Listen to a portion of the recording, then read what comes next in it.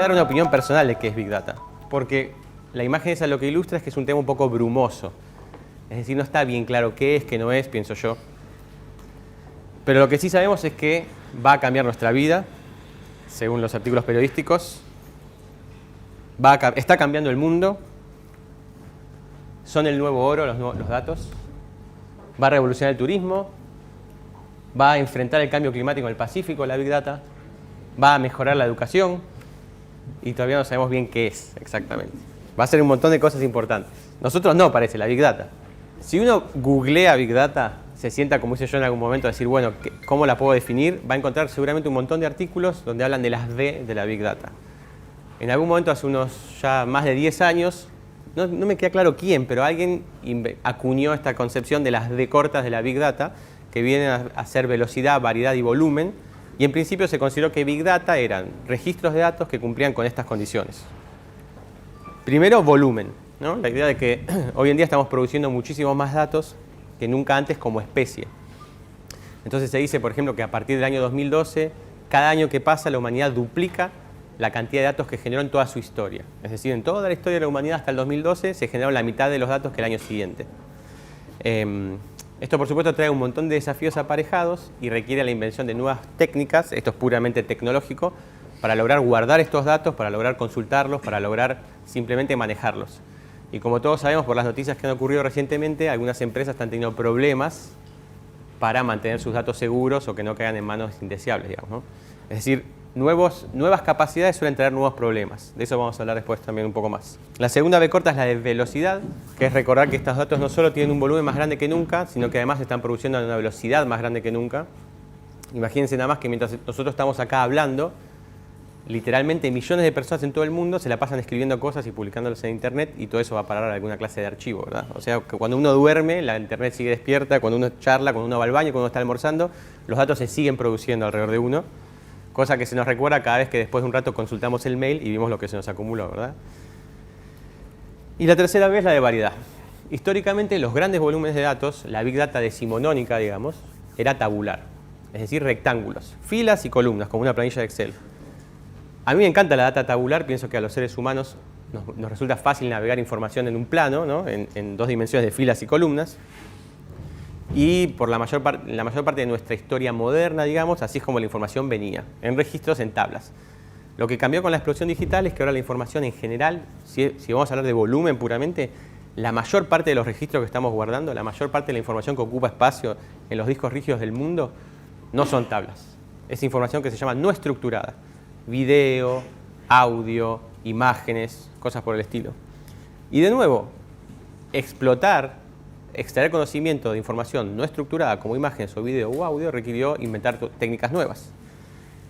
Ustedes vieron, por ejemplo, que cuando uno busca imágenes en Google y pone pájaro, ve montones de imágenes de pájaro, por ejemplo. O viceversa, uno puede subir una imagen de un objeto y un sistema lo reconoce, ¿no? Entonces se han inventado técnicas para que algoritmos reconozcan lo que hay en una imagen. ¿Eso para qué sirvió? Para empezar a clasificar las imágenes de forma estructurada, es decir, tener registros donde digan todas las imágenes de pájaros en mi colección son estas, todas las imágenes de personas son aquellas. O por ejemplo, yendo a temas más serios, algunos sistemas de seguridad en el mundo tienen registros de caras de sospechosos o de personas buscadas y cuando un sistema de videovigilancia público detecta esa cara, avisa a las autoridades. Que hace poco la noticia fue que en China arrestaron a 1 o 2 personas que fue el primer arresto biométrico, es decir, el gobierno chino había cargado en sus sistemas de biovigilancia las caras de estas personas, cuando el sistema de biovigilancia las detectó, notificó y hubo un arresto. Como todo en el marketing, porque en general hay bastante de marketing detrás de todas estas definiciones, porque a veces se definen las tecnologías para ayudar a venderlas, digamos. Entonces hay que continuar innovando incluso en las definiciones. En los años subsiguientes a que se popularizó la noción de que la Big Data son estas 3 B cortas de velocidad, variedad y volumen, se agregaron 2, que pienso que valen la pena, que son veracidad y valor. El tema de veracidad es que a medida que se empezaron a juntar muchas cosas, muchos datos y sobre todo datos producidos en Internet, llegamos a la conclusión de que no todos los datos son iguales y de que el valor de los grandes repositorios de datos se ve puesto en cuestión cuando muchos de esos registros son espurios. Un ejemplo que a mí me gusta dar acerca de esto, que hay que tener cuidado que un gran volumen de datos no significa un gran volumen de datos veraces. Ustedes han oído hablar del fenómeno de las fake news, de las noticias falsas. Imagínense si uno fuera un historiador del año 2100 o del año 2200 que dijera, qué suerte, voy a poder estudiar a la sociedad del principio del siglo XXI porque tengo un archivo con todas las noticias que se publicaron o con todas las noticias que se compartían en las redes sociales. Y esta pobre persona se sentaría a leer y vería noticias desopilantes para no entrar en temas locales. Por ejemplo, en los Estados Unidos se popularizó mucho una noticia que decía que Hillary Clinton estaba protegiendo a un cartel de pedofilia que tenía su base en una pizzería. Es delirante, pero una persona apareció con un rifle de asalto en esa pizzería para liberar a los niños. Porque estamos en una situación, en un paroxismo de que ya no se sabe qué es cierto y qué no. Cuando hacemos evaluación de políticas públicas, por supuesto, la importancia de la veracidad de los datos va, en el periodismo lo es, sin lugar a dudas, pero creo que cuando se hace evaluación de políticas públicas es todavía más importante. Entonces hay que tener en cuenta eso.